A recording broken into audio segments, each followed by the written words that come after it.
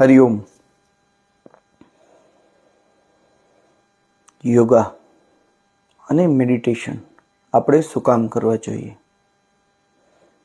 યોગા છે ને મેડિટેશન, યોગાથી આપણું શરીર સ્વસ્થ થાય છે અને મેડિટેશનથી આપણું મન સ્વચ્છ થાય છે. આપણે ધ્યાન કરી, મેડિટેશન કરી ત્યારે શ્વાસ આવી, શ્વાસ ગઈ, શ્વાસ આવી, શ્વાસ ગઈ, એમાં ધ્યાન કરી છે ને તો આપણું મન વર્તમાનમાં રહે છે. અને વર્તમાનમાં કોઈ મનુષ્યને દુઃખ નથી હોતું. કાં તો ભૂતકાળમાં મનુષ્યને દુઃખ હોય છે, કાં તો ભવિષ્યની ચિંતાઓ કરીને મનુષ્યને દુઃખ હોય છે. અને તમે ને હું મનુષ્ય છીએ તો આપણે ધ્યાન ને મેડિટેશન કરશું તો જ આપણે પશુથી ભિન્ન થશું, નકર તો આપણે પશુ જ કહેવાશું.